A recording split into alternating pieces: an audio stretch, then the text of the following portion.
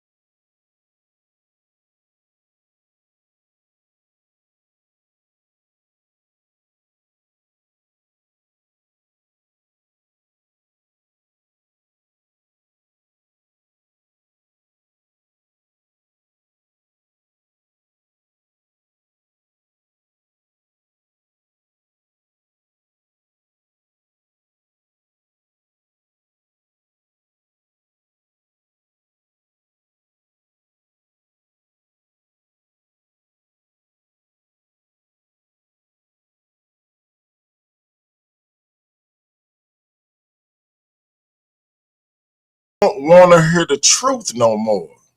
Think they scared how it make them feel. Welcome to Paradigm Shift TV 314. Y'all know what it is. It's your brother DMG, the infamous DMG, the poet, aka Brother Pianki. And this is a powerful show with two powerful guests. We got the one and only most honorable Elder Yara in the building. And we have the one and only anonymous Hebrew in the building. They say it, brother. Please say it.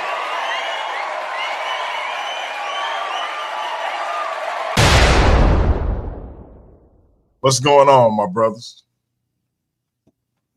Man, what's good with you, man? Peace and blessings to you, my good brother, man. I'm glad for you to, and honored for you to have myself and Anonymous Hebrew on the show this evening, man. Peace and blessings to you, family. Peace, peace, peace. What's going on? Likewise. You know what it is, dog. First off, shalom to you. It's an honor to be here. I'm happy to be here, man. I think we're going to have a great build. We're going to have some fun. We're going to laugh. We might cry a little bit. We'll see. You know what I'm saying? No doubt. No doubt. Hey, we had a phone call, man, and y'all almost had me bust out with a couple of hallelujahs. So, you know, I got to watch myself on this live. So with that being said, let me ask y'all my first question, and I'll start with the esteemed elder. And were y'all brought up in the Israelite movement, or was that something you came to later in life? And if so, what was it that made you realize this was where you belonged and where our people needed to go? Well, yeah, man, I appreciate the question. First, giving all praise to the God of Abraham, Isaac, and Jacob, to Yeshua HaMashiach, showed us how to walk out the Torah circumspectly in our lives each and every day. We give honor to him. Growing up, I myself, I was raised in both a predominantly Pentecostal church, as well as an Israelite congregation. So I grew up with a mix of both, with two different sides, of my parents and grandparents. My, and one of my mother's mother even was a part of my grandfather was a part of a Baptist church for a long time, prominent churches in Chicago. And so I've had a mixture of both. I remember growing up, my dad, we would go to Sunday service and have service on Shabbat on Saturdays. My dad, he would have us pray at times. he would lead the prayer, but he would have us sometimes lead the prayer as kids and growing up as young teenagers on Saturday. So we always had Saturday worship at my household. We always, read from the scripture. So I had a very, I would say, religious and experience of growing up, with that particular background. So, so the identity thing for me, as far as pronouncing myself in the way of the sort of quote unquote Israelite movement, or some would say Black Hebrew Israelite movement, is something that was not just a natural progression for me, but something that was always been a part of me, based on through the scriptures. So, and how we were brought up. Gotcha. My Hebrew, same question. You know what it is. First off, giving all praises to the God of Abraham, Isaac, and Jacob. Obviously, we want to acknowledge all of his holy ones, especially Messiah Yeshua, for reconciling the remnant back, but even to those that are on the battlefield now. Y'all praise. I'll say a very eclectic background. I wasn't fortunate enough to grow up in the Israelite movement. I grew up heavy in the church, heavy. My people are, grew up with my grandmother making sure that all her sons and grandsons and even her daughters knew the Christian doctrine, but she also made sure that we were grounded and that we could think. So I kind of grew up almost like a PK, except it was with my uncle, always around the church, always getting that biblical foundation, and actually for a while being groomed, to take over somebody's church. If it wasn't going to be his, it was somebody else's. And so that was my life for a while. And then As I got older and became a teenager, you know, growing up where I grew up at, growing up in the neighborhoods we grew up in, if it's not something there every day to hold you accountable and hold you in the space that you need to be in, you end up going off the path. And so that's what happened. I, kind of ran around, did a lot of crazy stuff. Uh, Ended up going to the military and all types of stuff, man. Played a little ball. And then, you know, got out the military and tried to go back to my roots, tried to get back into the church and all of this stuff. And I was welcomed with open arms, to be groomed for that spot. So started preaching. Was one of the youngest preachers in these different areas. Was really getting busy. And it never felt right. It just never felt like home. I'm reading the scriptures and what we're talking about, what we're being told don't line up with what we are reading in the scriptures. And so just went through a long journey after that. So once I saw what it was, walked away from that. And I went on a real long journey from Kemet, like I love when I hear the brothers talk about Kemet and they think that some of us didn't study it or whatever, but went down that hole. My father was in OI, so went down that rabbit hole. I went down everything you could think of until I came to this. And I've never been in a congregation. I'm a real internet brute, right? Everything I got was straight off the mud, off the internet. Had to be autodidactic. I had to learn on my own. I had to sit back, and I've been blessed to be around some of the best leaders that are in our communities that are not within the One West persuasion. I know that's what everybody sees. And don't get it twisted. I love my One West brothers. It took me a long time to get there, right? But I really do sincerely love those brothers. I know they're doing the work, but I just didn't get brought up in that. I got brought up over on Debate Talk for You, honestly, with Sal Showtime and the brother Josh from ABT really pulled me under his wing and showed me how to. So what he said was I was like an anomaly. So he didn't want me to just get caught up in every single doctrine. So he taught me to just study this whole thing out.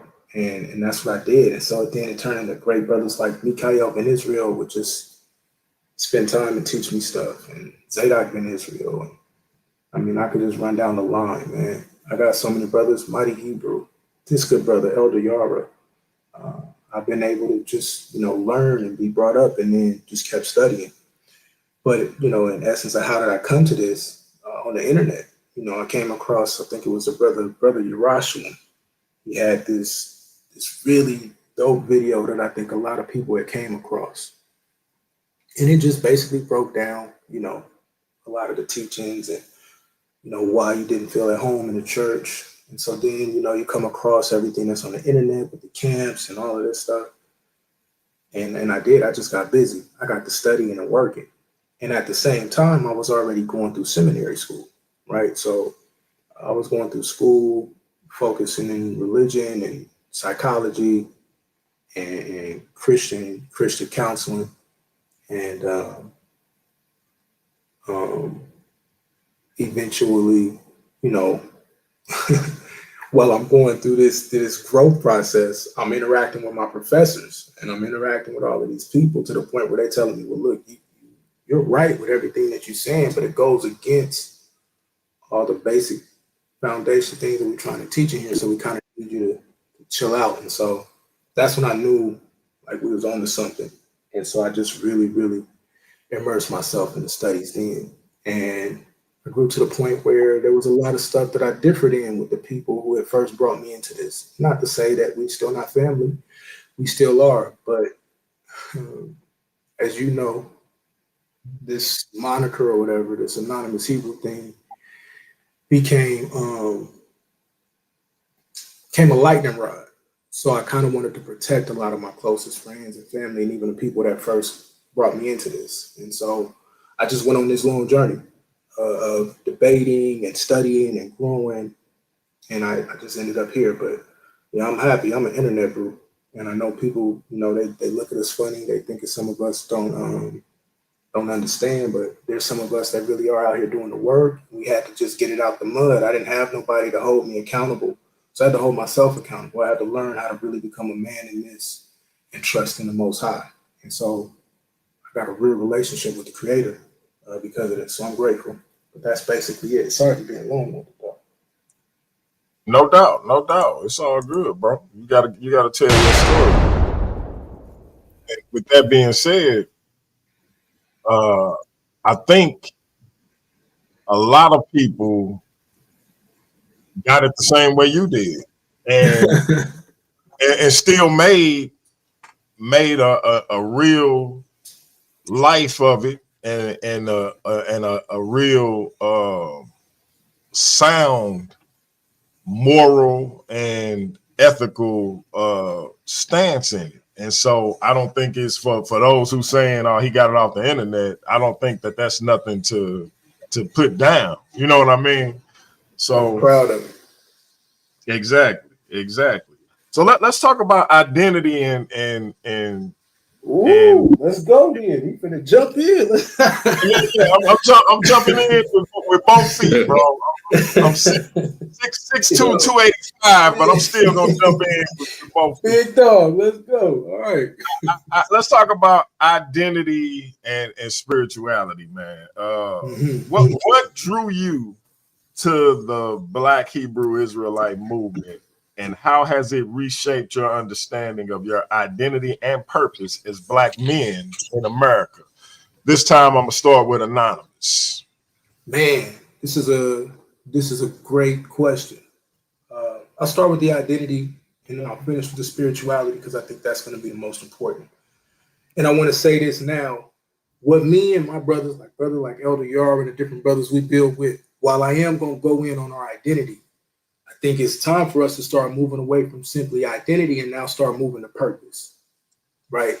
So as I go into the identity thing, I want it to be understood like a part of the identity is to understand if you signing up to be an Israelite, you raising your hand and saying, this is who you are, this is the hardest thing in the world.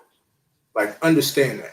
If you really doing this right, you signing up for the hardest job in the world, because your job is to really come out here and be a light to the world in a way that is not very popular. So in terms of identity, I guess the best way to explain it is, you know that what you've been told about everything else about yourself wasn't true. And so when you just hear this, you know you hear the truth, right?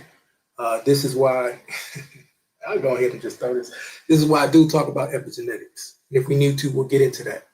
But the idea of finding who you are and hearing that for the first time, hearing, you was brought on slave ships. You was brought here on slave ships because you was different than the other people on the continent. Not to say, like, so I'm not one of these bros that say we hate Africa, right? I just understand that there was a migration thing. There's a migratory pattern that we must follow, right? And so when you understand that, for me, the identity for me became a real big thing, to the point where I was one of the first few bros that really started to deal with DNA. We was really doing that 7-8 years ago. I ain't gonna say the first, but the first that I knew of that was dealing with this. And so I started to study DNA. I started to study human migratory patterns. And that's where I really found the identity of, being an Asiatic, and understanding that small strip that we look at, that's still attached to that African tectonic plate, and that we've been running back and forth in and throughout Africa throughout our entire existence. And so, long story short, what I found was really who we are in the history, and then I had to go get the culture. But the history gave me the identity to say, this is really the thing. This is really the move. And then you hear all these other powerful men teaching and standing up, and that's the biggest part of it. Finding out that you can really be unapologetically Black, but still remain in your culture and your foundation of being brought up and understanding the Bible. But you just got to get away from a lot of the dogma, right? And then in terms of the spirituality, man, I'm gonna keep it a stack, bro. Like, you almost immediately get out of the name it, claim it, blab it, grab it. Oh, he's coming in a Honda, and you finna get this, and you about to get that. And, you kind of immediately move away from that, especially because I was in the church and they used to take us to the back and they would teach us the hoop. You know what I'm saying? I'll bust out in the hoop in a minute. That's what they teach you. But that's not really spirit, right? That's not really spirit. That's not really connection to the Most High, because you'll go do that on Sunday, and then throughout the whole week, you start cussing, you yelling, you fighting, you doing all these other things that don't represent who you should be as a believer, right? And so that was the biggest thing, understanding how to really control my spirit, man, and learning that that's a mental walk, that that's an everyday fight, and that you need to surround yourself with powerful people. You need to feed yourself. I used to teach this as well. You got two wolves inside of you. Just do it like that, and whichever one that's gonna win is the one you feed the most, right? And so I had to learn how to feed that spirit, man. So that's what this did, was to really teach me the practicality of how the spirit works and how to control your juice. Or this man said I'm gonna spill my juice. How to control your spirit, man, and control your soul. So that's what it was for me. Understood. Elder Yara, same question. Yeah, all praises to the God of Abraham, Isaac, and Jacob. And again, great question. For me, John chapter 13 talks about that the world will know us, right? That we would be identified. We would be able to be known as followers of Yahushua, Jesus the Christ, Yeshua, some would say, by the love that we have for one another. And I think that is the greatest and best identifier that we have. And along with that, we are commanded to first love the Most High. Christ, out of his 2 commandments, his greatest commandments that he gave, that encompasses all of the law, statutes, and commandments, that is to first love the Most High God, right? With all your heart, soul, and mind, right? And to love him and him alone. And I think that is the catalyst that we should talk about and that we should all have, especially as our brother Anonymous has said so eloquently, that we are moving now from not just identifying ourselves genetically. We have those things are important and spiritually, but just being able to identify with the fact that we are here for a purpose, right? And understanding what that purpose is, and finding out that that purpose is to win as many souls as we can and draw as many people to love the Lord, the Most High God, and to return to, some argue against his law, statutes, and commandments, but I clearly believe that that is our catalyst. The scripture talks about that the law is the schoolmaster. Some look at it as a point of legalism, but everything, even a house, the strongest fortification requires a foundation. And if we have that love, if we understand what that purpose is, not just to our own brethren, but also to be that light unto the world, we need that foundation. And that begins with the law, statutes, commandments of the Most High. The scripture talks about those that join themselves to the law shall Israel. And so I think that when we talk about identity, there's some things that I think we all, even as a people, brings us into covenant and draws us in to the understanding of what the scripture says. We can look at the things that the prophets went through in the scriptures. We can look at the tests and the trials that they went through. We can look at the persecution that they went through.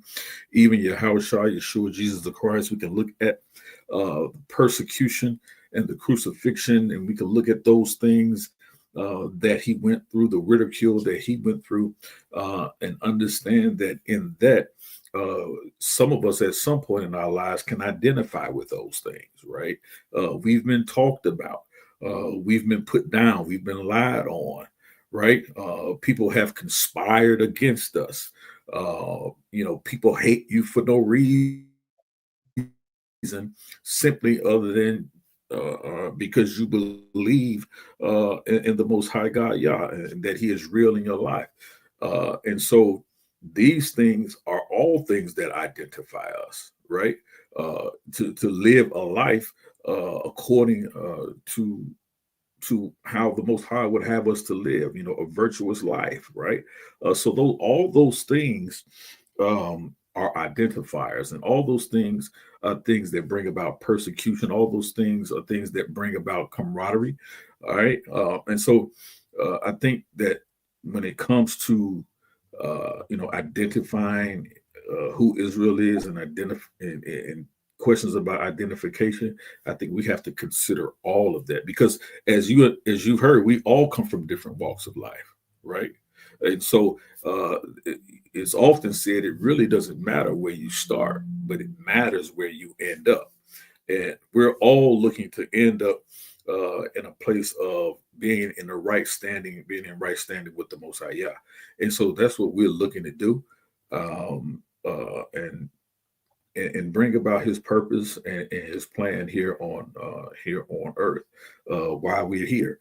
And so, for me, that's what I look forward to, and that's what we press towards, building and strengthening our people. We deal a lot with strengthening our people physically and mentally and emotionally, even financially. While we're down here on earth, the scripture tells us that money answers all things, right? So all of these things are important. So when it comes to identification, I think that even as a community, especially when we talk about our people, right? Black people, for example, specifically, right?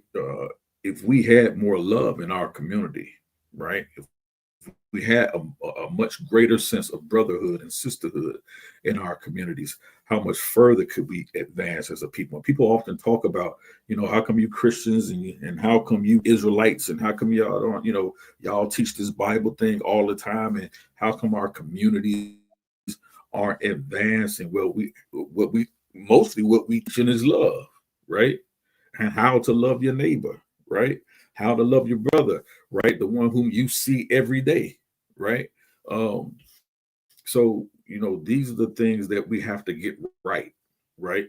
We have to get right first before anything else. So, for us, and as I stand, that's the identification, that I teach that we definitely need. No doubt. I just want to land me back off of what he just said. We don't do piggybacks around here. So when a brother is talking about finding that purpose in serving the Creator, right, and understanding, walking out the law and living that thing out. I know we get accused a lot of being these legalists, right? We get accused of being the people who just, you hold on to the laws of Moses. But even when you read the New Testament, you're taught consistently, there's certain things you can't do and enter into the kingdom, right? So no matter how you want to slice it, there's a certain way that we got to live. And so when we look at this, now we start to move into this conversation of the qualification of sanctification, right? When we want to talk about being set apart, finding a way to set apart, how are you saying that you're different if you're doing the same thing that the people who have destroyed the world are doing? Right? When you look around the world right now, no shot. I ain't trying to shoot up the church today, right? But if it go up, it go up, right? But it is what it is, right? Why when I go to certain churches, especially the bigger the church, the bigger the neighborhood, it's drug infested. It's still prostitution. It's still all of these different things that we're not supposed to be seeing, right? But the church keep getting bigger. The building keep getting bigger, right? The cars keep getting nicer. The clothes keep getting more beautiful. But we still seeing the same homeless people. We still seeing the same situation. Not saying every church, right? Because there are churches that are out there doing the work. But by and large, it turns into a money grab. But then there's no economic empowerment. So like the brother was saying, why aren't we teaching our people how to start a business, how to actually get business credit, and how to turn around and do something in your neighborhood, do something in your community, right? Why aren't we teaching the different things that are going to give us upward mobility as a people, right? And I think that's because we don't find our identity correctly, right? There's nothing wrong with identifying with who Messiah Yeshua is. But even he said he came for the lost sheep. Even he chose in certain ethnicity, a certain ethnic people to bring about this message. So at some point in time, you got to step in who you are and really live out in that purpose. Okay. So I kind of I feel you on that, and y'all kind of touched on it, but I want to talk about community and brotherhood.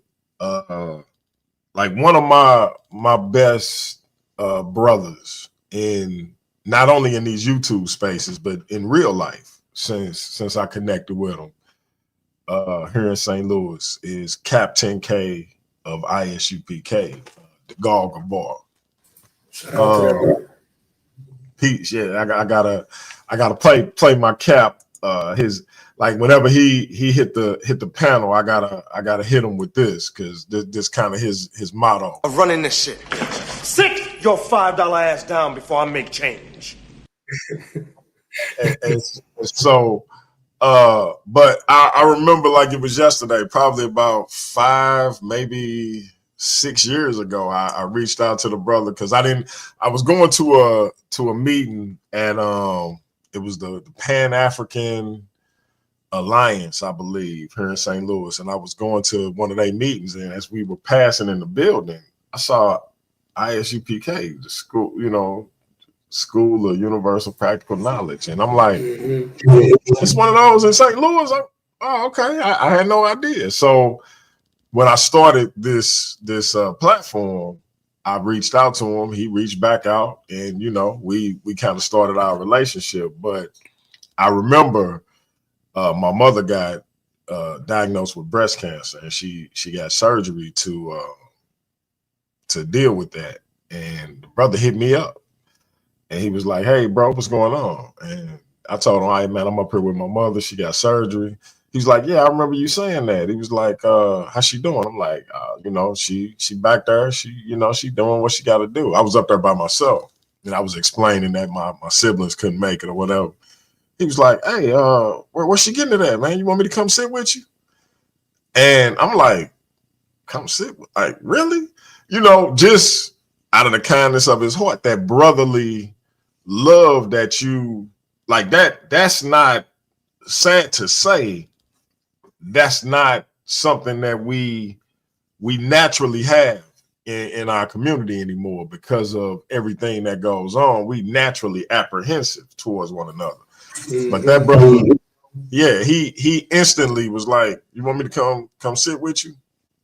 And then even when I got tore my meniscus and I was getting surgery to have that repaired, he reached out to my queen and was like, "Hey, where y'all at? I want to surprise my bro, when he wake up." But I had already, we was getting ready to get up and, get ready to go out to the car and everything by the time he had hit her up. And so, but just that kindness, that brotherly kindness, and it's been many more examples of the love, the brother done showed me, and hopefully vice versa. But that's one thing that I know that he definitely he displays, and so I always appreciated that about the ISUPK in particular as an organization. And so one thing I wanted to ask y'all in terms of community and brotherhood, the Black Hebrew Israelite movement emphasizes unity and brotherhood. How has being a part of that paradigm impacted your relationship with other Black men both within and outside of the paradigm. Go ahead, Elder. I'll come after you. Yeah, well, that's a great question. As I stated before, I grew up partly going to an Israelite congregation.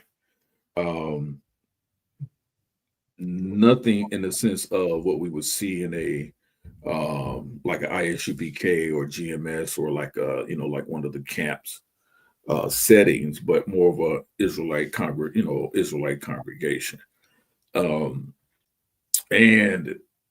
so that was my first exposure to those types of brothers. Now, when we talk about what most of us in this internet space is familiar with, or social media space is familiar with, like the different camps that you see out here, it's a much more I would say militant ire to it or movement to it. And I know there's some background history that goes into that. But it's almost as if you're coming, it's two completely different ways of recognizing that we as a people can identify with the struggle of the Israelites in the wisdom text of the biblical literature, of the biblical text of the Bible, and on the paradigm that comes from the camps, to a place where it's undoubtedly we are those people, right? And because we are those people, we're entitled, to that land. That is the land we're to return to. That is our land, to a much more possessive understanding. And so I think for myself, finding the balance in that throughout the years, reading, studying, praying, what is truth, what is fiction, and what makes sense, what doesn't make sense. How did we get to these different paradigms and different arguments? What is the impact of slavery in America, and racism and white supremacy? What is the impact that those things have socially on those two different backgrounds that we're coming from? And then understanding that we are a people. We are a people that require community. We require community for survival. It's needed, right? I think one of the biggest things, even in the Antebellum South, coming up during the time of slavery, one of the things that the slave masters did was isolate people, right? They isolated the slaves. They separated people who spoke the same languages. They separated the weak from the strong. They separated fathers from families. They separated children from families. So in isolation and separation, devastating the understanding and the idea of community and what it means to be a community of people, and how we live together, how we resolve conflict with each other. I think a lot of those things, because of slavery, had a big impact on both sides. Whether you're from a much more maligned Israelite background or a much more militant background, as you see with the camps, like with with the quote unquote ISUPK or GMS or the commandment keepers, different things like of that nature. We're still fighting to get back to a sense of community. We're still in that struggle. We're still in that fight. And so I think that everything that you hear and you see that comes out of these, that comes from the Black Hebrew Israelites today, or Israelites today. Some people don't like being called a Black Hebrew Israelite. Some people only want to be called an Israelite. Some people don't want to be called either one, but they still hold to some of the core tenets of that teaching, that, you know, we are the people of the book. But it all requires a need for community to work, right? We look at it in terms of nation building, right? Bringing that nation back together, fortifying a nation of people, which requires more than just, you know, us living next door to each other. It requires a code, a standard of how to live next door to one another. You know, how do we govern ourselves? And that's one thing our people really need. We really need to learn how to govern ourselves. We're so focused and divided, you know, with things of that come down from the white hegemony in this country, that sort of set the rules and the standards of how we should actually live as a people, that we've lost the sense and almost the ability to govern ourselves. And most of our, you know, our Black leaders have always talked about, and our teachers and our rabbis have talked about, you know, learning how to govern ourselves. And we're quite a ways behind in doing that, but we're still making advances. And so that's one of the things I think that, you know, is very important, having this conversation, our ability to starting to gel together and looking at ways to come together even more as a people. But we got so many things to deal with these days, you know, different religions, different, you know, backgrounds, and, you know, different things that are out there. So, you know, so those are the things that I think, you know, we really should focus on when it comes to that topic and question. No doubt, no doubt, no doubt. And yeah, not for nothing. This act my questions to original questions to y'all, but I'm gonna kind of throw this in there. One of the things that I think is an undeniable fact as it pertains to our people is that coming out of slavery, we were ardent Bible believers. I think y'all can both agree with that. And within 80 or so years coming out of slavery, you had Black millionaires, you had Black towns that were thriving, Black businesses that were thriving, even though we know, due to the jealousy of racist, white supremacists, etc., a lot of those towns, all of those towns were systematically destroyed. One being where my parents is from, here in St. Louis, Kinloch.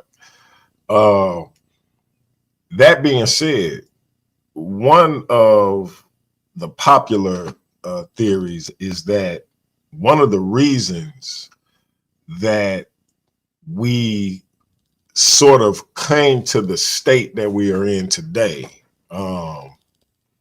with so much degradation amongst our people in particular, so much death and crime and just all kinds of ill-gotten situations, is because we got away from our belief in the Bible. We veered off into Kemet. We veered off into the NOI. We veered off into the 5% doctrine. We veered off into all of these different ideologies that were outside of the Bible, the Moorish Science Temple. And as a result, because those ideologies seem to be more flexible in what you could and couldn't do, because I've seen where 5%ers could delve into, the drug game, or, there were NOI members who were involved in organized crime. I'm not saying that they condone it. I'm just saying that I've personally seen that.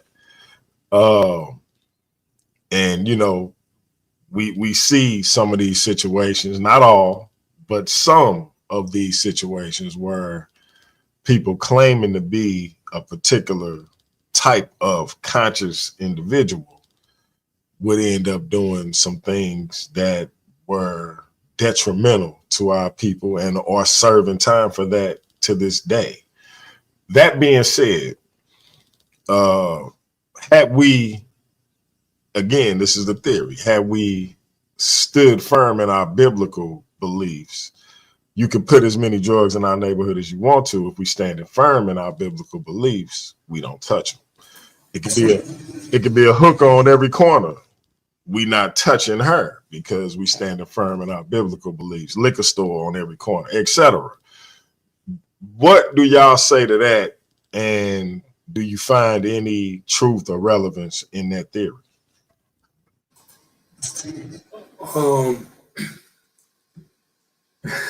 Yeah, it's gonna get up after this one probably. So I'll say this, right? I don't disagree that we did have a strong church background, but the problem was we had a zeal that wasn't according to knowledge, and so we didn't know how to even maintain the communities. We didn't know how to tell people. So if we look at like the Black Wall Street situation with Tulsa, right? Little brother shouldn't even have no business over there shoe shining for them white folks who wouldn't have to deal with it. You understand what I'm saying? So what we see happening is yeah, we love the Lord, and we had this, in my opinion, the slave doctrine down, right? And we even had the Nat Turner revolt doctrine, but we didn't have the mindset to stick with it, to say, no, we really don't do these things, and here's why. So while we can say the brothers and sisters wasn't doing, that they weren't doing drugs, they were quietly behind the scenes. They were drinking behind the scenes. They were stepping out on their women, or even beating their women, or leading their houses the wrong way behind the scenes a lot of times. So while we won't say everybody's doing it, that thing was tolerated a lot, right? Whereas now when we really talk about sanctified and set apart living, yeah, nah, brother, you're not doing none of that, right? And if you do, we got to sit you down for a second. No, sister, if you do, we got to sit you down for a second, right? So you can understand that this thing is severe, right? That's the difference, I say now, when we talk about the brotherhood, whether you are moderate, which they would consider me to be, an Elder Yara, or you're One West, or you're a Torah only, whatever it is, this thing now has turned into a real serious lifestyle, right? It's not just surface. Now, that don't mean we got brothers and sisters that don't mess up in this truth as well. Don't get it twisted, right? I'm not saying that. But the overarching understanding and idea is we're not doing any of that stuff, right? We look at these things now. So for instance, when a brother or sister first come off the street, they got a drug habit, whatever it is, right? The goal is to get them off that habit. The goal is to get them into a job. The goal is to get them into right living, right? It's not just see you on Sunday and give you a microwave serving and hit you with a hoop, put him in the grave, raise him up, and then send you home, right? Because I could hoop out. I could go in right now, hoop out, and give us a benediction and send us home. But that don't change it, right? That's not the lifestyle. That's not the teaching that's going to bring about this real reformation, what we see in Romans 12, this transformation by the renewing of your mind. What am I renewing to? If I'm not saying that it's wrong to do certain things, or even better, watch, because you talked about they made millions of dollars in all of these communities, right? Well, then they should have learned to work together. And then now we have a whole system, right? Because a part of the law, since we're accused of being legalists, is if your brother wax poor around you, what should you do? You should redeem him. You're supposed to raise him up. You're supposed to bring him up. I wouldn't talk that in the church. Right? I was taught, if I can help you, I will a little bit. Drop a couple dollars in a plate. If we can, we help the homeless people. Even if you got a homeless ministry or a feeding ministry, it was very, very minuscule, right? But now the goal, especially for those of us that really take this thing serious, is to move into a space where that's the whole purpose. That's the whole goal. The whole goal is to redeem us, to pull us out of this muck and this mire of what we call a sin-sick world. And we understand sin is the violation of these laws. So now the concept is, how can we really be those people? How can we be that light that shineth on the hill? And the way that we become that person is by right living, sanctified living, and really, truly going about the proper way of bringing up the economics and just being active in all 12 areas of people activity. And I'll let Elder pull it there because you're talking to where I really want to go, and we'll go all night. Okay. Elder Yara, same question.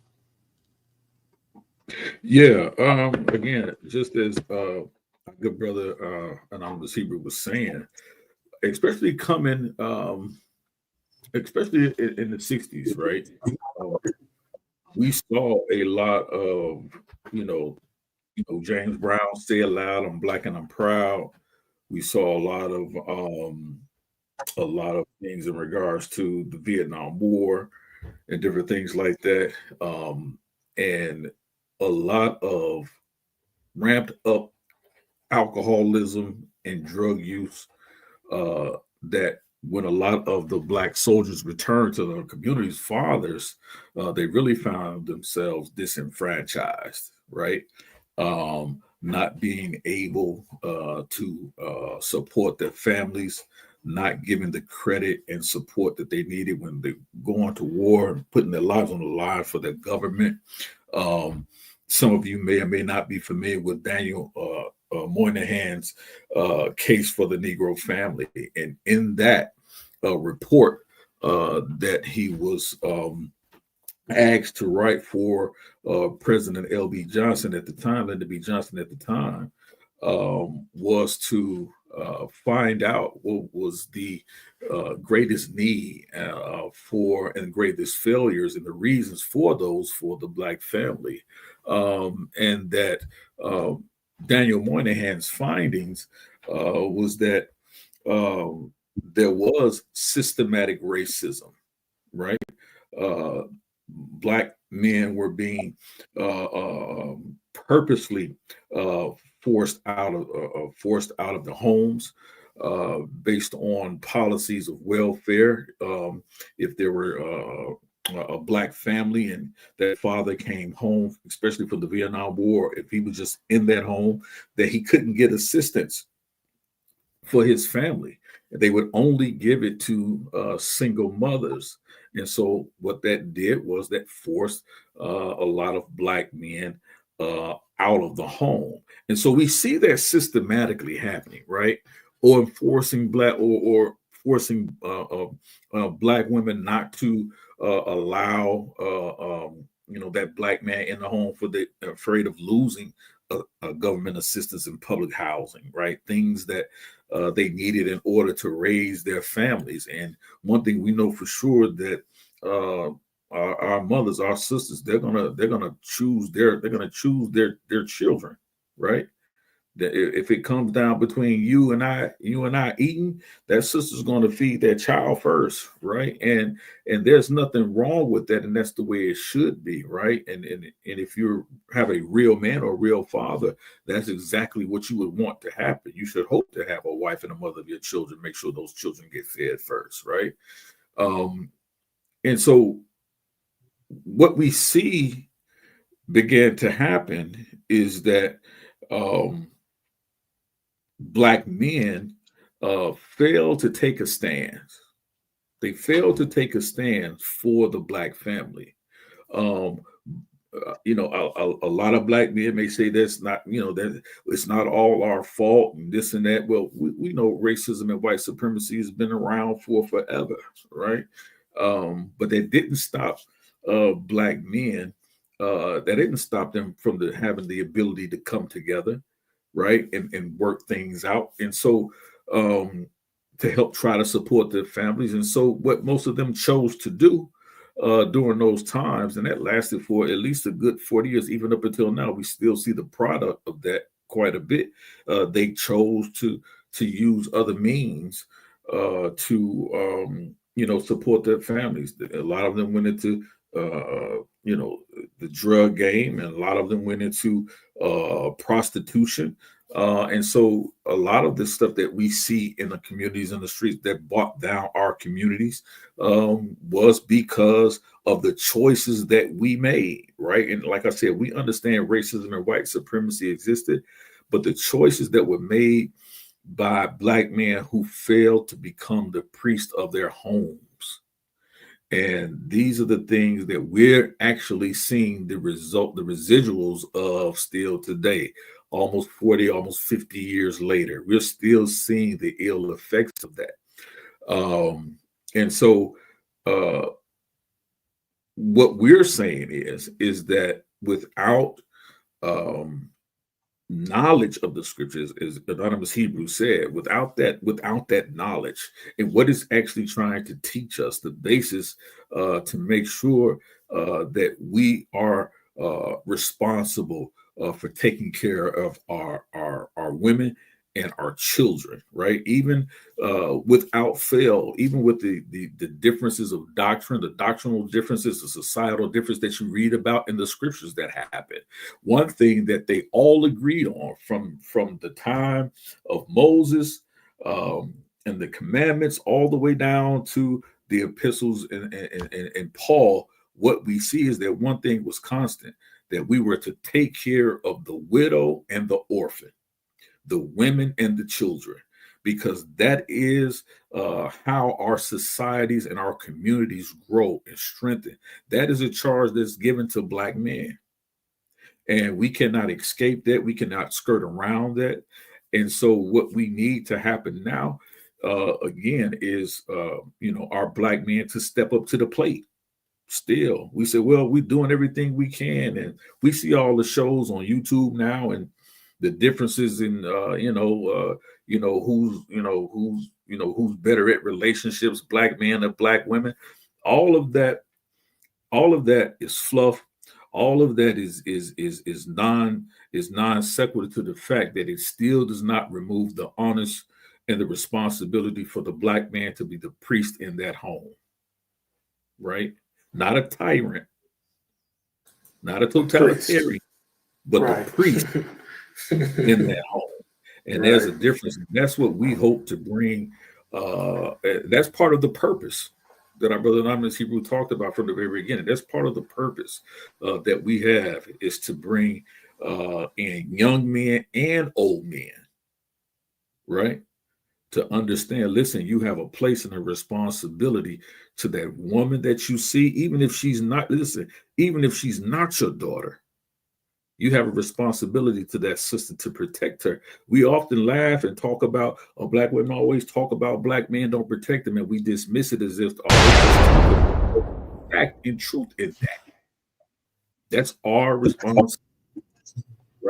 And until we get to that place, into that in that mindset, which we know that the scripture actually teaches, until we get our men to that mindset, we're still going to be in this struggle and in this fight for community building and nation that we need in order to better ourselves, so that we can have a more meaningful, more purposeful life.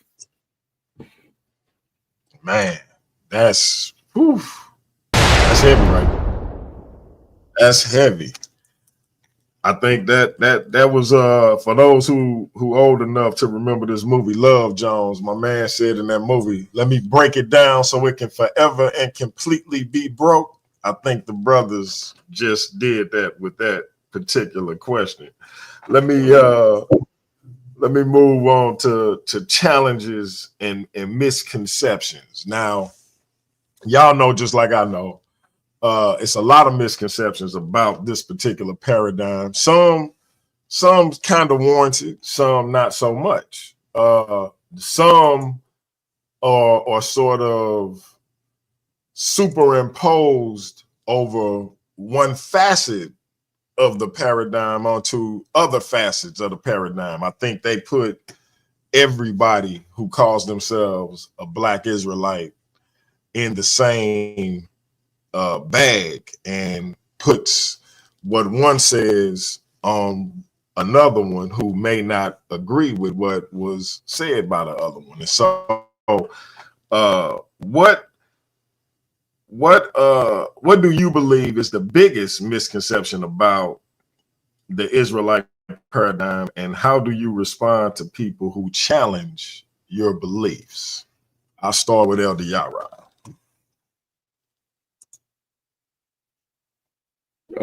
Sure. For those who challenge our beliefs, I think, again, as an Israelite, I think the honor still with that comes upon us as Israel. Anonymous, good brother Anonymous Hebrew said it earlier. We have to make a difference. There has to be a difference in how we move, in our language, so to speak. And when I say language, I mean as far as the rhetoric that we speak life to our situations, to other brothers.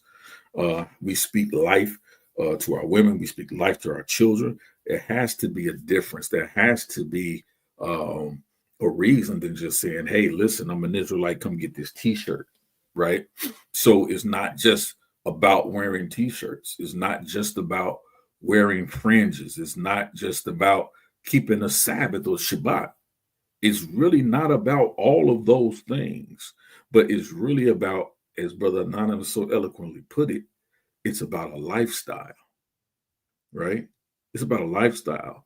A lot of what makes most people famous? What makes most people famous is that you have other people who are not famous want to live their lifestyle. You see? You can have all of the money in the world, but if I don't want to, if there's nothing that you're doing that attracts me or want to make me live the way that you're living your life, or nothing's appealing to you in my life, you can have $1 billion. That doesn't make me want to be a billionaire. If I can't see your life in how in how you are living your life, right? Because you can have $1 billion and never smile. You can have $1 billion and have no reason to smile, right? You can have all of the cars in the world and have no one to go visit. You see? You can have all the cars in the world and can't travel in all the jets and travel to all the various tourist places in the world, right? And still see no beauty in it. You can't see the beauty of the Most High's creation in any of it. So we have to understand that being an Israelite has to be something that is desired. It's a lifestyle that has to be desired. Even in the scriptures, right? We see this happen all the time. When the Israelites were coming out of, out of Egypt and into Kemet, into Canaan. It tells us that they ran, that a woman named Rahab, right, a Canaanitish woman, came to them and said, hey, listen, I see the power and the glory of your God, and how you guys have, being such a small and unknown people, how y'all have this whole land trembling and in fear and in respect of your God. That is because the Israelites were living according then to the said Yah. They were following what the prophet said. They were following the Most High. Their belief led them, their understanding led them to a place where others around them were in fear of them. The problem today is people don't fear us, right? And I'm talking about as a Black people. They don't fear you for the right reasons, right? And fear is not just about being afraid of someone, but fear also means respect. They don't respect us because we don't respect ourselves, right? Being an Israelite, right? People need to want to be an Israelite because they see how you respect yourself, right? Why do I need to be an Israelite? As Anonymous Hebrew said earlier, if you sound like the 10 or 20 guys on the corner who've been drinking all night, we can't tell the difference.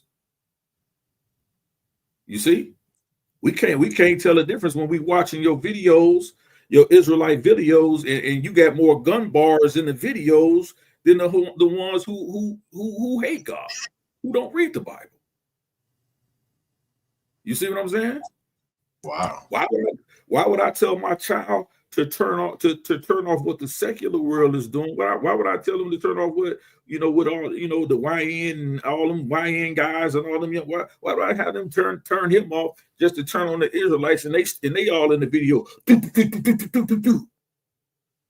I'm shooting your head. Be like what would I do that for? You see what I'm saying? It's the sickness of our people, bro. It's the sickness of our people. And the only way I'm telling you that we come out of this sickness is following the law statutes. You know what? The problem is they fight so hard against what the scripture says, but they don't have no foundation. They don't have no foundation. What do you do if you've been ever worked in construction? What do you do when you have a building that's leaning? What do? You got to fix that foundation. You got to fix that foundation. You can't add. What you gonna do? You gonna add a new roof on top of the building and it's already leaning? It's already unstable. You're gonna put some more weight on top of it, or you think you're gonna screw up the sides and you just gonna add some more mortar to the side of it? No, you got to tear it down. You got to fix that foundation. If you don't fix the foundation, guess what? It might look straight for a while, but guess what? As the years go on, it's going to lean again. And the next time, when it leans, it's going to lean even further. So when it comes to walking this Israelite life and believing this Israelite life, like there has to be a separation. There has to be a difference between clean and unclean. And I'm not just talking about like eating shrimp, crab, and lobster. That's all some Israelites living a clean life is. I don't eat no shrimp, crab, and lobster. No, it's more like eating shrimp, crab, and lobster. But you finna cuss your brother out on the live internet. You understand what I'm saying? So that's the thing. So some people, they get angry. They don't like some of the rhetoric Elder Yara uses. Sometimes I can get at brothers. I can say, listen, if I can say, listen, the Most High gonna, hey, listen, bro, you curse the name of the Most High, Yah. Hey, if I was you, I'd be very careful walking across the street. It's definitely up after this one. All I'm saying is that if you take that, my scripture tells you that. If that bothers you, I'm just saying, listen, we have to live a lifestyle that is lined up with what we say. Nobody's perfect, right? The Most High throughout his scripture never used any prophet that didn't make a mistake, that was not perfect. Just did not happen, right? And so this is why we give honor to Yeshua Mashiach, because the scripture tells us that he was able to walk out the Torah circumspectly in a way that showed us how it could be done. You see? So, I take exception when it comes to this Israelite thing. I think that a lot of our sisters have been led astray by bad doctrine and bad teaching. That comes from the Israelite paradigm, no more than you see it in the Christian church, the Baptist, Catholic, whatever, Muslims, whatever. You're gonna find somebody who's disgruntled. I get that, but you're gonna find most of the times people leave, or they don't come, or they don't see your living or your life as a testament in how to live a better life. Right? I'm not talking about the people that don't want it. Some people they like living the way they live. They like smelling the way they smell, so they're not gonna take a shower. Right. You see?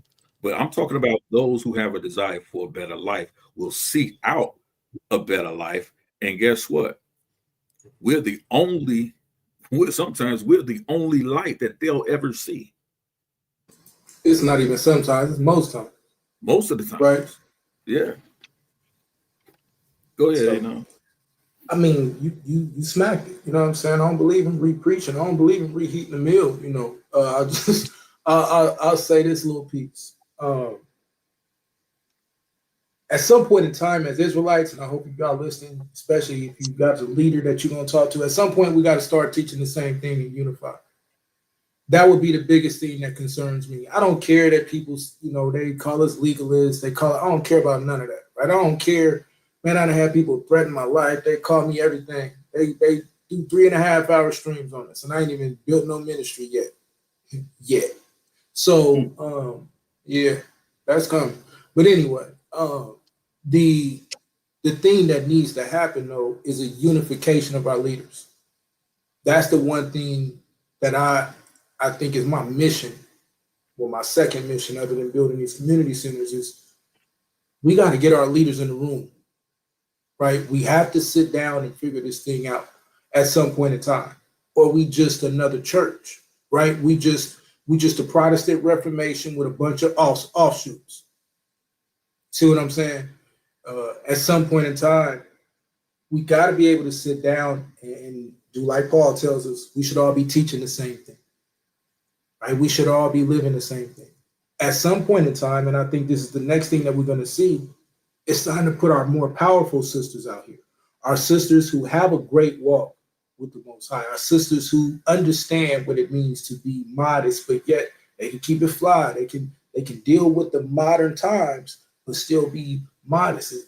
I've never seen a nation or anything grow without the womb, being put to work.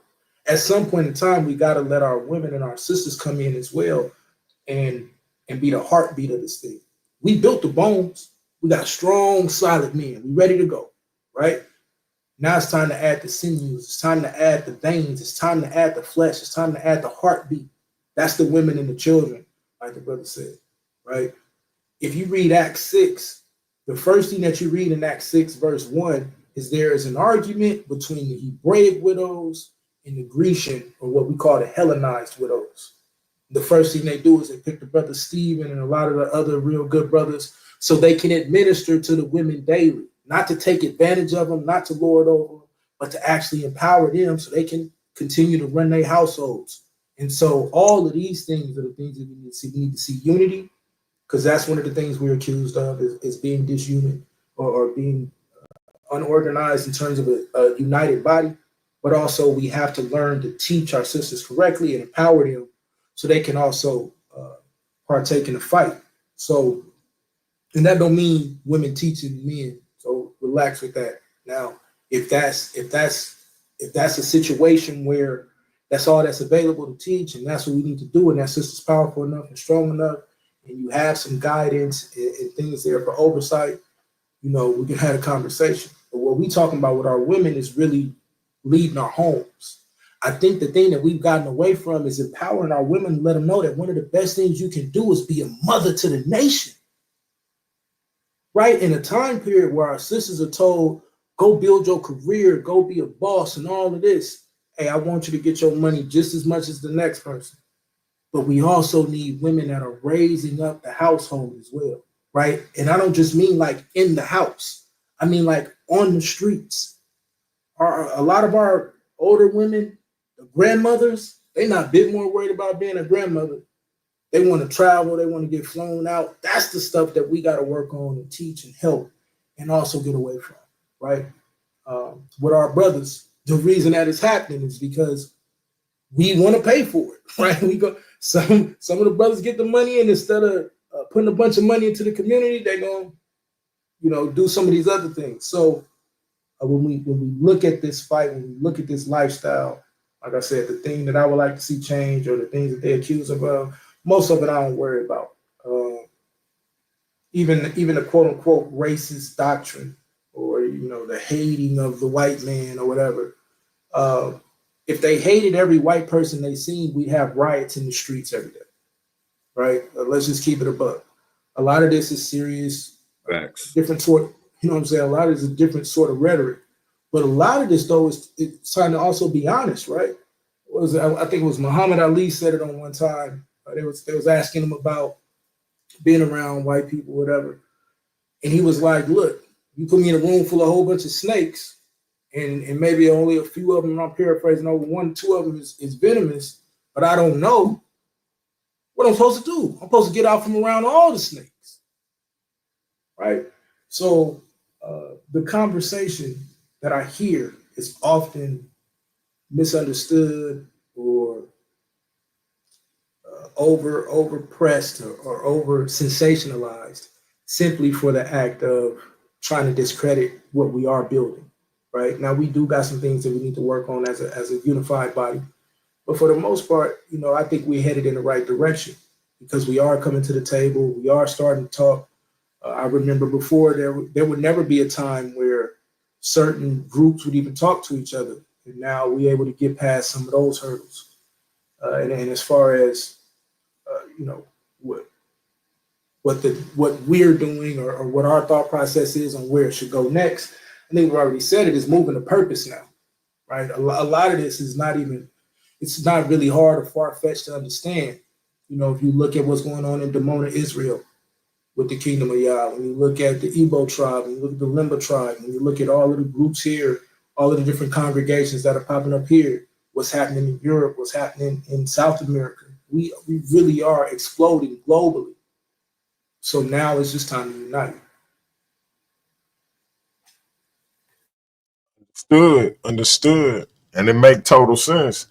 And I think, and that I in a lot of ways, I agree with a lot of like what y'all, not only what y'all saying, but a lot of the stuff that I hear my brother Captain K say, and my brother Yasha Ben Israel say, and other brothers. I think some of the rhetoric that goes, a little left is where we start to divert. That being said, are either of you brothers anti-African? No. We'll get that out the way now. No.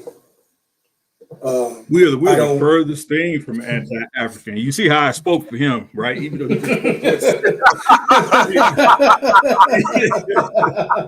one of us are anti-African.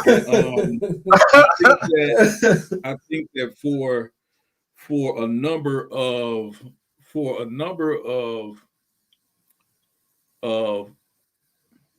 what's the best word that can I use? What's another word that can I use besides ignorant? Angry. I think I want to say it comes from anger, in my opinion, right? I don't want to say, Hey, go, man. Elder, just go. I got you. Yeah, see, ignorant just means not knowing.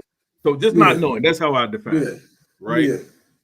Because from what I've heard, the best argument for it, especially among Israelites, and I've taught this on my channel before and had this conversation extensively with Anonymous Hebrew. And shout out to Yasha Ben Israel. I see you in the chat, fam. That's a very intelligent brother. When it comes to Israelites' relationship with Africa, there's been a lot of misinformation and a lot of bad teaching. They'll tell you that it's not doctrine, right? Which I disagree with. They do teach it as doctrine, but it's funny because they started at the point of the Exodus, right? They started at the point of the Exodus as saying as though, well, not the Exodus, but before they're saying that we were enslaved because they enslaved our people or they oppressed our people, according to the scriptures in the Bible, because they oppressed our people, that we should somehow hate them, that we should somehow be against them, when the scripture clearly tells us, abhor not an Egyptian, because you were once a stranger or sojourner in their land. So how do you overlook that law, statute, and commandment and go right to we hate Africans? And I'm going to tell you what they're a victim of, and they don't really realize it. They're really a victim of the Hermetic hypothesis, which is really a European argument, right? They're a victim of that. And as much as they think they're teaching against it, they don't realize that when they say they're anti-African, that they're actually promoting it, this Hermetic hypothesis, right? They're actually promoting it. And so I say it's out of ignorance that they do this, right? Because I believe we can go through the scripture and it clearly tells us, listen,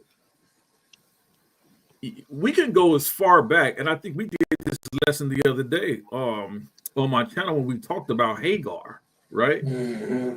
The handmaiden to Abraham and Sarah, right? Basically, she became his wife. If they want to talk about, you can have multiple wives in Israel, and they, some people that's what they follow, right? This was one of Abraham's wives, Hagar. She bore his eldest son, Ishmael, right? But if you study the scripture, I believe it's Genesis chapter 14, I think somewhere around up in there. 14 through 17. 14 through 17. That we clearly see there's a number of things that the Most High begins an intimate, I'm not talking about sexual, but an intimate relationship with this Egyptian woman. First of all, she gets a covenant. Right. He establishes a covenant with her, right? A covenant, not just during that particular time, but that almost a covenant that is established forever, because I haven't seen any cessation of that covenant had been made, right? According to the scripture. So this is a long-standing covenant, right? That her seed would be blessed. This that comes from the loins of this Egyptian woman and Abraham himself was not an Israelite, right? So, but we see this long-standing covenant. Then she does something that really no one else ever does, as far as a black woman in the scripture, right? We talked about this on my channel the other day. There's something that occurs with her that no one else is given credit for. She actually has a name. She actually names or gives him the name that no one else has ever done in the scripture recorded before her time. And that is El Rohi, which means the God, or God sees me. So in other words, she says that El, the God of Abraham, Isaac, and Jacob, knows who I am as an African woman. So for when I hear brothers argue against and talk about, are we anti-African? Was the Bible anti-African? It's completely ludicrous. They lack understanding, right? Well, here, yeah, ahead, and brother. then to add to it, the Christian's teachings are anti-African, right? If we just gonna keep it a stat, right? There's a lot of anti-African concepts and rhetoric in that. I'll say this: to have a distrust of whomever you feel sent us into slavery, that's warranted, right? But to say that you are anti an entire continent, anti an entire people, when there are 54 countries in Africa, I want to say, if I'm wrong, correct me, beat me up on your little streams or whatever.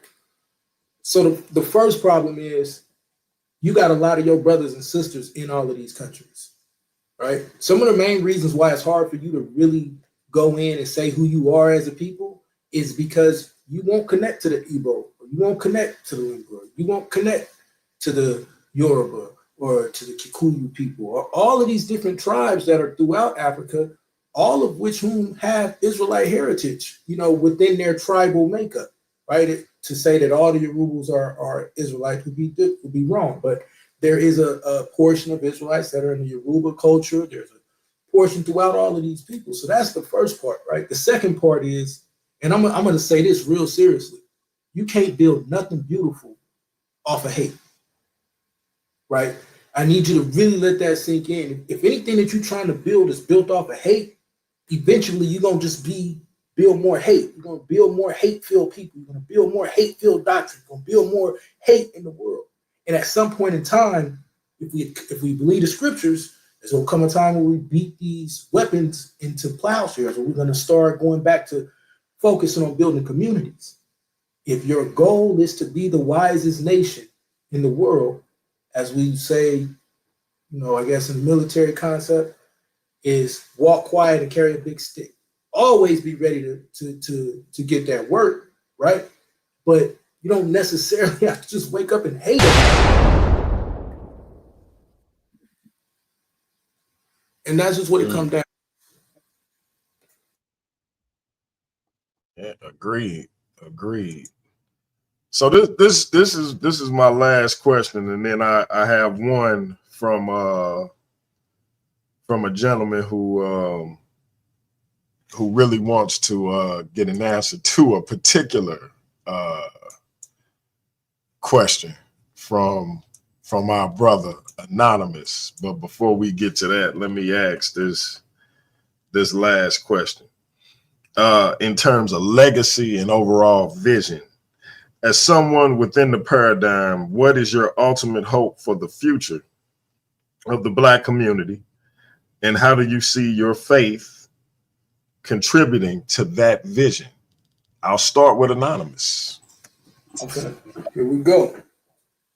This is what I'm working to build. This is all I've been working to build for the last probably 3 years consistently now. And all praise to the Most High. Within the next 2 to 3 weeks, I think we should be there. We will build an economic infrastructure that surpasses anything that anybody has seen. We will build something that operates internationally, that puts our people in a position that we are able to reunite with our culture, right? Be unapologetically Israel, while simultaneously becoming the light to the rest of the nations. As you can see, the entire world is waiting for the manifestation of the sons of God. These people don't know how to govern. They don't know how to properly even work with each other. That's why we're on the verge of World War III. And while everybody's championing that and clapping your hands, your goal should be now, we got next. Because the throne looking right for the taking. So are you going to stand up and be accountable? Are you going to stand up and be counted and actually be a light to the rest of this world? Where we do, like I keep talking about, where we dominate in all 12 areas of people activity? Where we actually get out here and do the things that we know we should be doing? Or are you going to continue to play in the mud with the peasants, so to speak, right? With the people who want to continue to keep us in darkness, continue to keep us in strife? No, not at all. The way our faith works, the way that we go this thing and we do this thing, we show you our faith through our works. And what we're going to do is be that unifying bridge. We're going to build the community centers. We're going to get into the neighborhoods. We're going to actually do the things. Now, we see our brothers in the One West camps already walking through. Now, the next step is let's set foundations. Let's make sure that we own properties and real estate to where we can do the housing first method. If you go study Finland and how they have worked to remove homelessness in the world and things like that. Right. My goal is to attack and eradicate homelessness around the globe in a way that nobody's ever seen.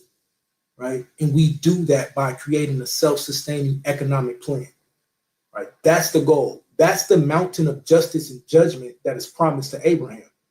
The promise of Abraham is much more than just saying, oh, I'm a believer. No, you actually get out here and build something that transcends the world. That's really what they're afraid of. But notice, they haven't really attacked us yet because we ain't started that. But that's what's coming, and that's what's going to be the next thing that you see. I'll yield there. Let the elder get some.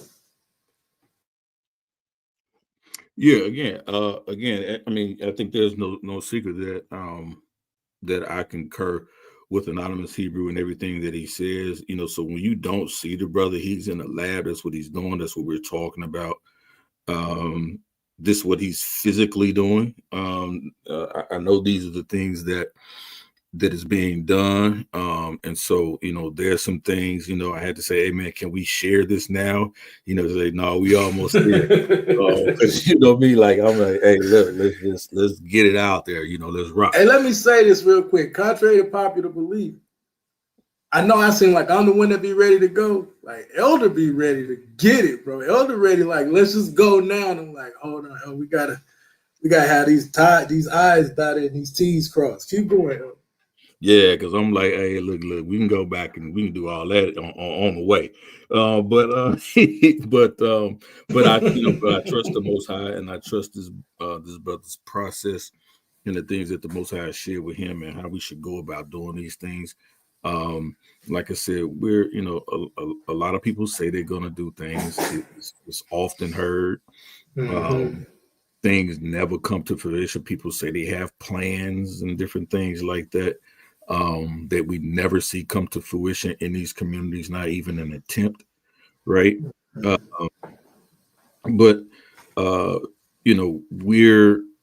we're believing that the Most High has given, especially our brother Anonymous, the wisdom and knowledge and the understanding on how to pull these things together.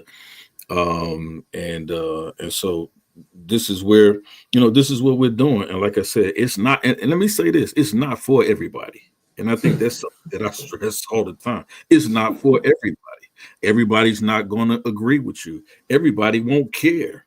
You see, it won't mean it won't mean anything to a lot of people. But guess what? To the remnant and to those who these things can touch, these things can bring about a better life, can bring you closer to the Most High, can restore your families, restore your faith and trust in your brothers and your sisters around you, being a part of those who are like-mindedness. And it's that's who I'm praying, and that's who I believe that the Most High is going to send our way. Listen, we can talk about it. He already doing it. I don't care if you call yourself a Christian. Right. You see what I'm saying? You love the Most High, let's rock. There's a lot of things we're going to have to figure out. We'll figure it out later. But look, let's get one thing right. Nothing can be done by doing nothing. Nothing. So if we're just able to establish and build one farm, one community, right? That's more than we've seen from a lot of people in 100 years, right? And so these are the things we're looking to do, and we're ready to do the work. We're willing to do the work for it, right? You got a whole lot of folks, they just, they want everybody to, y'all pay for it, then I'll do it. No, like a lot of this has already been done out, been born out in blood, sweat, and tears. You understand what I'm saying? So, there's a lot that has been paid just to get to this point, and we're believing that the Most High is faithful and true to His word. Some people want, and like I said, I tell my brother Anonymous all the time, because his heart is for everybody. His heart is for everybody. Elder Yara, I don't look at it like this so much. He'll tell you, I'm gonna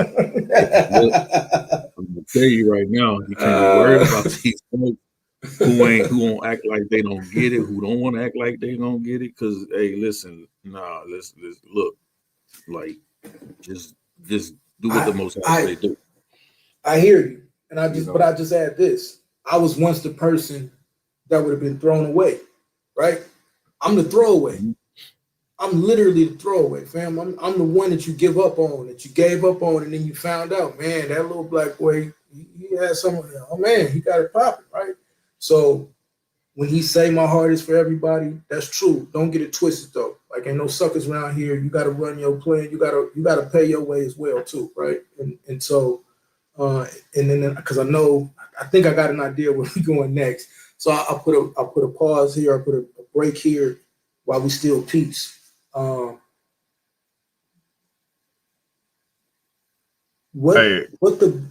just want to say, and what the Most High has been doing, and is what the Most High is about to do, is something that we've never seen. The Scripture tells us, eyes have not seen, ears have not heard. If you can imagine, I'm a visionary. If you can imagine a vision, and I can't even fathom how far this thing is going to go.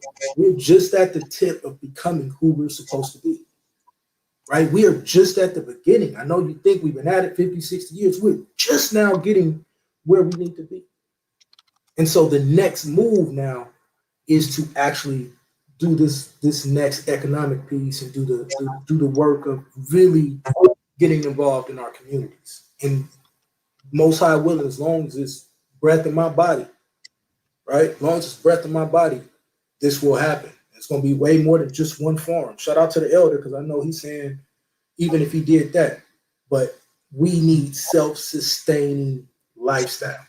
And that's the next goal. That's the next piece. Understood. And with that being said, listen, it's somebody who been wanting to get a question to our brother Anonymous since before we went live. And the question is from the one and only MVP Chris Harris. And it is, does eugenics prove you, anonymous Hebrew, or an Israelite, and to please expound on your answer? All right, elder. I was good, right? And you still got it, bro. You don't how to answer that. Hey, I hate cowards, bro. So here's my issue, right? Hey, little boy, you've been chasing me for years, and I've been nice, right? I've been real nice to you. Hey. I didn't say nothing when you spend 3.5 hours on your channel talking about me, right? I ain't say nothing when you do all the little extra. Hey, bro. And I don't think he said eugenics. I think he said epigenetics, right? If he said eugenics, that's what is. Well, listen. He texted to me, and I'll send you a screenshot. But can you explain? Can you explain what epigenetics is, brother? Yeah, let's get into this for a second. But I want to say what I said first. Number one, all y'all cats who keep misquoting me and keep running stuff and acting like that's the only thing I said, I need you to do a better job. If you want to discredit me, I need you to be more complete. It's too easy to address. So check your text message. So make sure I said it's good. No, you good. You good. You said eugenics. I don't teach eugenics. Now, some people may say that epigenetics is eugenics. I would differ, and we could get into that conversation. So when we talk about epi, we mean epi meaning above, genetics meaning your genetics, right? Your genes. When I tell people that we can use genetic or use epigenetics as well as migratory patterns, as well as DNA, right? If we want to track our genetic gene pool in conjunction with epigenetics, that is a real thing, meaning this. And mainly what I teach is transgenerational epigenetics, right? Now we're going a little deeper, which means things that happen over a long period of time, 10, 15, 20 generations. What we're learning now is the things that happen to you today has a definite effect on you, your children, your grandchildren, and your great-grandchildren. We can just keep going generation. So when you say, can we have these conversations about whether or not epigenetics plays into the conversation, the answer to that is 100% yes. Here's why. Because of the fears, because of the things that we inherited from our ancestors. So in other words, there are certain things that I'm predisposed to, certain things that are going to already show up and be released, if you understand. So I think the brother laughed when I said histones. Yeah, go study it. Go study how epigenetics work, right? The way your cells work is everything that happens releases different chemicals in your body. And then those chemicals affect you, they affect your offspring, they even affect how you respond. So in other words, if you grew up in a violent setting and you got a lot of cortisol released now, that's going to affect you. The reason I say that we can use these things is there are certain things that we are going to be genetically predisposed to. There are certain actions that we have based upon different stimuli. And I want to be very careful because I am writing a book about it, right? You will get Epigenetic Israel, just like you're going to get the book Toronomics, right? And a whole slew of other books. I love the fact that you guys think you want to have a conversation, right? Because you think you can isolate one thing that I say. But I never say you just use epigenetics. Use epigenetics in conjunction with migratory patterns, in conjunction with your DNA, and now we have a real conversation. Thank you, sir. Would you like another? Please stop saying my name and go teach something. Hey, Tired man. of it, bro. Hey, listen. So I think that I think a lot of these things. I think a lot of these things oftentimes are in between are in between certain conversations that because there's no amicable or respectable discourse that comes across both aisles. It's always it always seems to be like, I got you moment, or instead of a moment is to say where, I'm just trying to understand where you are, not something that so I can make, a 30-minute video for clickbait and views, on my channel. So it's these things are always made fodder for foolishness, just like tonight, right? And with anything else that I say, I think if you would have put in the title, Elder Yara, an anonymous Hebrew, is live tonight on Takeover Tuesday. They're going to be sharing some dirt on about 23 Hebrews and non-Israelites, that's, around that y'all You might know. had 100 people waiting. You had 900 people watching tonight, right? You had all kind of things going on, because this is exactly what we're talking about in our community. People's minds and mental health is at a state where truth is difficult for them to take. It's difficult for them to swallow, right? And so they don't, so Swallowed. yeah, exactly. You know what, you went there. And so they don't look to try to build. You open up this conversation by saying how you invited us here tonight. I understand that was just to build, and that's why we really appreciate you giving us the opportunity to come on, or even inviting us on, because it's been a righteous build, and this is what we appreciate, we look for. Listen, I've had people that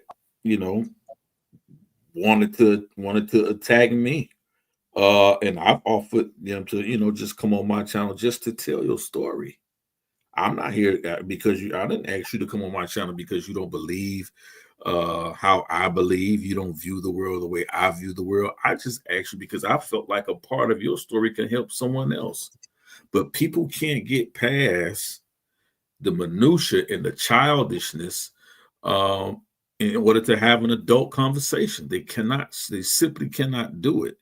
A lot of what problems that we have in our community among our people is immaturity. Problem full of it, just immaturity. We got a lot of immature people. It's just like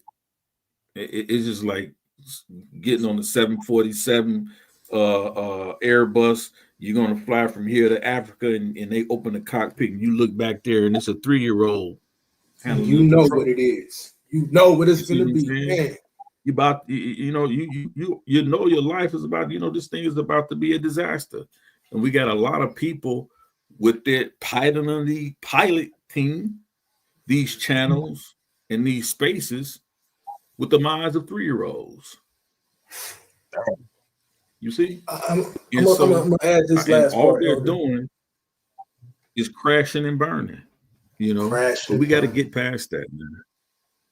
We got to get past that. I'll say this last real part. brotherhood. Time to create. Yep. Go ahead, bro. He's right. No, just the last part, right? Hey, look, man, I'm here for the debates. I know I'm known for being fiery, having the debates, all of that. I'm with that, right? What I'm not with at this point in time is, like he said, dealing with children. I'm gonna be honest with y'all, brother. I'm a very serious person. I have a lot of fun, have a great time in life. I'm a very serious person in the stuff that I'm doing. What makes you think I even want to answer some of these questions when we don't have the right spirit about the way you go about doing these things. There's a right way and a wrong way from here on out to go about doing these things. So I'll say this here and I'll continue to say this. If you want to deal with me, to deal with me correctly, like an adult, have the conversation, right? If you can't, brother, for all means, stay over there. Watch us on the news. Watch us on TV. Watch when we finish doing what we're doing, right? Deal with us that way, right? But from here on out, I only want to deal with the adults at the room. I want to sit at the big people table, right? We sit at the grown-ups table. If you can't do that, that's why when you have those y'all do them holidays, you know, the days where y'all get together and all of that. You put the little kids over there at the little kiddie table. That's how I view you at this point.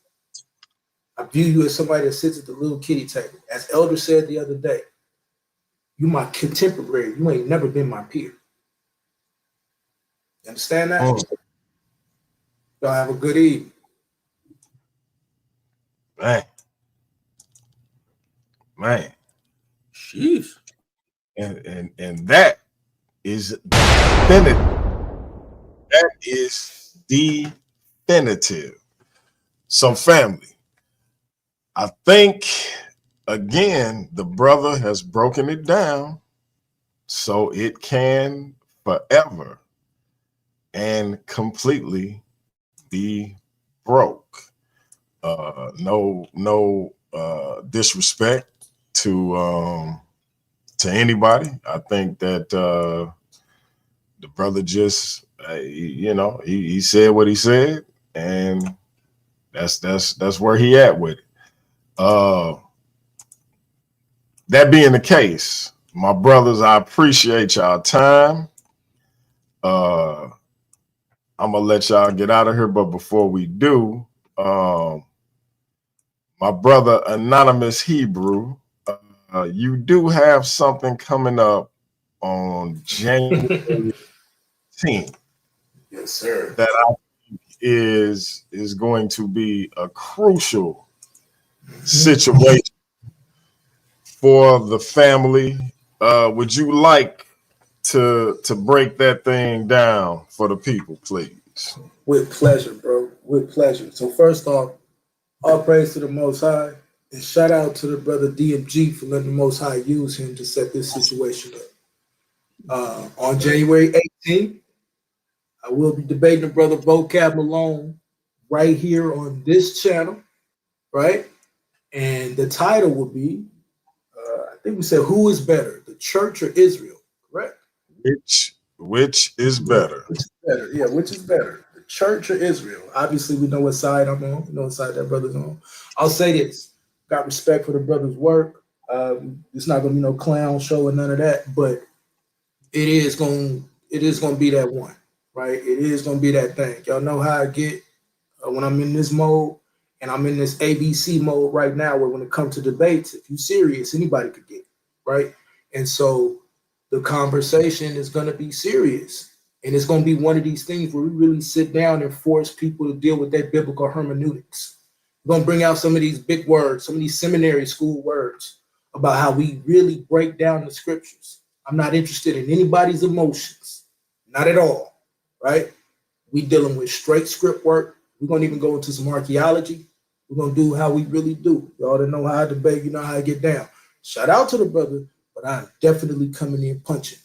This ain't nothing you've seen before. I guarantee you that. This ain't your grandmama's Jesus. This ain't your One West presentation. So I hope you're ready for that. Okay, hey, bro. I think I feel like this one might be a little bit of a situation for you, my good brother. And Vocab, you know you my man's in there. My favorite Pazan and all that good stuff. You know, I rock with you. You know, prior to my having the Godfather, as we call him, Sonetta on the joint, Vocab gave me my highest viewed show, and I always tell people it was one of them things where I was talking about the brother, you know, in in a fashion unbecoming. You know, I think I called him the Vlad. I asked the question, is Vocab Malone the Vlad TV of the conscious community? And a mutual friend told him, you know, about some of the things I was saying. And he was like, I'll come on there. And I was like, word? And so it didn't dawn on me until after the show started that the brother actually was doing me a solid, because he could have, you know, responded to what I said about him on his program, and you know, it would have been whatever it was. I wouldn't have benefited from it. You know, maybe a few people that saw it would have came over and, you know, shot me a subscription, but that probably would have been about it. But not only did he come over to my channel and get me, you know, around 2,000 or so plus views, but some of his audience came over to me, and I realized that kind of right in the middle of the thing, and was like, wait a minute, this brother ain't all that bad. And so we just kind of start vibing from there. And anytime I ask him to come on, anytime I give him a call, he with it. So a lot of respect for that brother. Obviously, a lot of respect for this brother. I think it's going to be a powerful conversation. Which is better, the church or Israel? And hey, y'all be there January the 18th. The flyer will be, the thumbnail will be on the community page. I was hoping to have it ready for y'all before we ended the show, but y'all know I'm a little bit of a perfectionist, so it's not quite there yet. But I will have that ready. I was gonna say, I knew you was my brother. I knew you was my brother. I'm the same way, bro.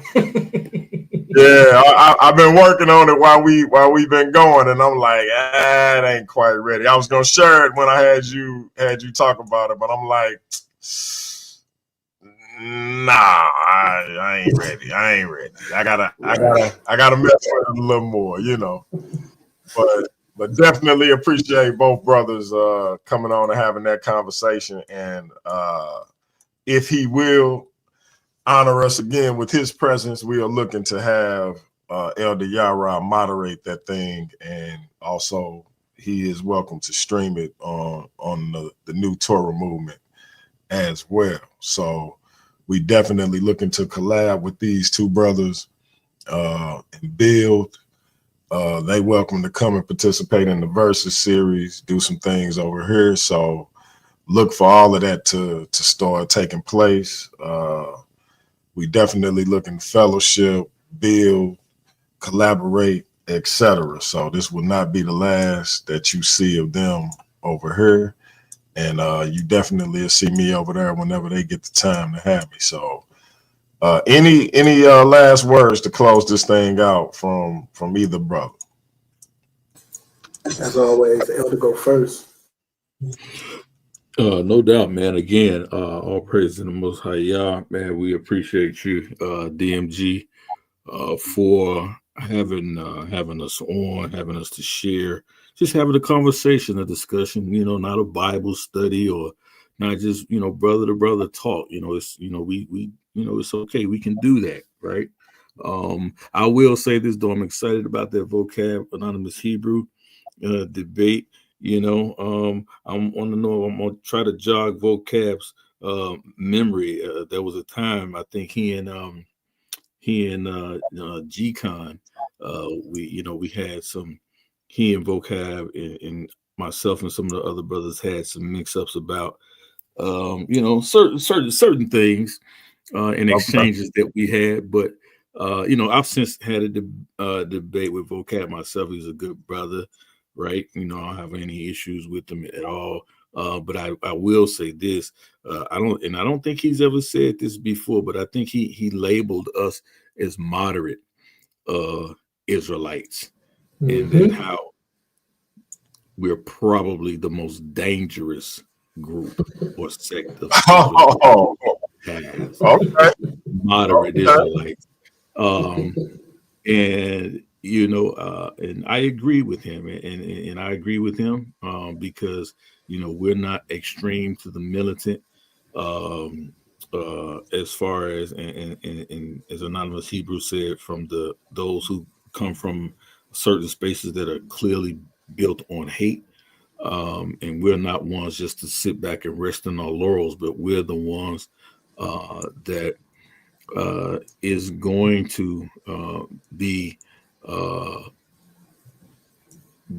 honest and sincere about what we are, who we are, and the things that the Most High has given us to do. And so, look, we're not here to sell you, a bill of goods or to sell you a cup of ice in Alaska. We're not trying to do any of that. What we're really trying to do is create good brotherly communities where our men can be proud of who they are. They can stand to be the priest of their homes. Our women can feel protected and safe, and our children can grow up and be called and do the things that the Most High has called them to do in their lives, and to be greater than their mothers and their fathers. Those are the things that we desire to do in our communities, and giving all praise to the Most High Yah as we go forward in that. And so, again, I appreciate you, brother. Shout out to Anonymous Hebrew, man. Shout out to the New Torah Movement family. Shout out to KOT. Shout out to Yerim Yahoo. Shout out to Sister Cassandra. Shout out to Shout out to Professor Lovely Lady. Shout out to all of those who are tuning in and watching as well. Peace and blessings to y'all. Anybody that I didn't call, it's just getting late, so we're gonna get up out of here. But peace and blessings to y'all. And hey, man, you welcome on New Torah Movement anytime, bro. Anytime. No, Let me know. no doubt. No doubt. I'll be very, very brief. First off, appreciate everybody that pulled up. Y'all could have did anything else. Guess I should start here first. Honestly, is as always giving all praises to our deity, the God of Abraham, Isaac, and Jacob. We also give acknowledgement and love to all of his Mashiach, especially specifically to his holy anointed one, Mashiach, or Messiah Yeshua. Hey, listen, family, it's time to take that next step, right? It's time to take that next step. And so I'll just say this name right here. You say this is the first time, so y'all gonna hear this name. Kohia is coming. Okay? Kohia is coming. The kingdom of heaven is upon us. Let's just say it like that. And time for playing games is over. Right? It's time for us to be community. We will become one. We will unite. We will be a people. I got love for everybody, all of the NTM movement, all of the New Torah movement family. I love all of y'all. Y'all know what it is. And to all of that Kohia family, y'all know what it is. It is time for the redeemed to stand up and say so. Right? Let the redeemed of the Lord say so. We are not afraid. We are unapologetically who we are.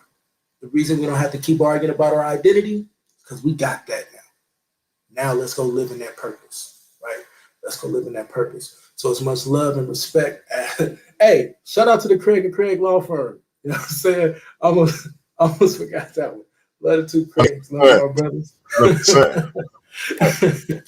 And to you, good brother, I'm grateful for this growing brotherhood. I'm grateful that I'm the man I am now, to actually be a good brother, to know how to be a good brother, and to recognize a budgeting brotherhood. So I got nothing but love and respect and a lot of appreciation for you, brother. May the Most High continue to shine on you. And always to the elder, man, you know what it is. Probably taught you an hour, man. Much love. No doubt. No doubt. Appreciate both of y'all, brother. Shout out to the Craig and Craig Law Firm. Shout out to all the brothers and sisters who tuned in. Shout out to all the supporters. Shout out to the Shift, the best back chat in the business. Shout out to my brother, Nobody, from Trust and Believe the Gospel. Shout out to my man Inyame and Ubuntu. He got a conversation, a dialogue coming up with our brother, the Anonymous Hebrew. And y'all may, I actually need a picture, bro, so I can get that flyer made for y'all too. But yeah, man, shout out to everybody who support. And we're gonna be, y'all know what I always say. Y'all keep it coming. We're gonna be black at it again. The Versus series is in full effect. That is our debate league. We call it the battle of the ideologies. The Versus series with the one and only undefeated, undisputed, distinguished champion, Pandemus African. We are about to kick off the social media title tournament. For those who are familiar with how WWE works with the secondary titles, such as the Intercontinental title or the United States title, or even back in the day when they had the television title, that's how our social media title is going to work for us. That thing going to be defended anytime, any place. It can be defended here on the platform. It can be defended on a Facebook exclusive show, Instagram. Elder Yara might say, "Hey man, I got a up and comer who want to shout at your social media champion. Tell them to come on over here." And hey, he or she might accept and go over there and defend it. So, you know, the world title gonna be a little more exclusive, but that social media title is gonna be anywhere, anytime. You can get this work like Loaded Lux. So we're gonna get this thing in full effect. As my world champion and the Craig and Craig law firm say, come on over here and get ranked. We're gonna have a ranking system. That's how we're gonna line up who get what title shots. So y'all keep on rocking with us. As I said, we will be black at it again. Shout out to the Bar Reloaded in the building. Didn't see y'all, but I see you now. So again, we're gonna be black at it again, family. Big things coming up. Social media title tournament, the Anonymous Hebrew versus Vocab Malone. Which is better, the church or Israel? And with that, family, y'all know what it is. We're going to leave y'all with the brother, the phenom, Neo, One Love. Till next time, that is peace.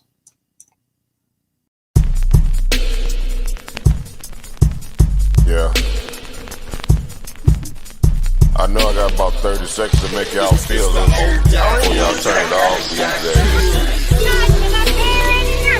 That I might not even release this. But I be doing this shit for me, help me get through. I feel like I give until I can't, but most don't recognize it till I ain't. Blood on them covers, she hoping paint. Sorry mama, but it ain't. This world took a toll on me, and everyone that say they love me always seem to follow me. The same one that call me great, treat me like I ain't shit. I read between the lines, it's written all over your eyes. I see the disappointment in the eyes of the ones who want me dead, but I ain't never been scared, I tried to get there. Sometimes I wonder if I survived or did I die on that ride to that hospital. Demons all around me, I am not mental. This game of life, it is not simple. Last time I was happy, I was popping pills.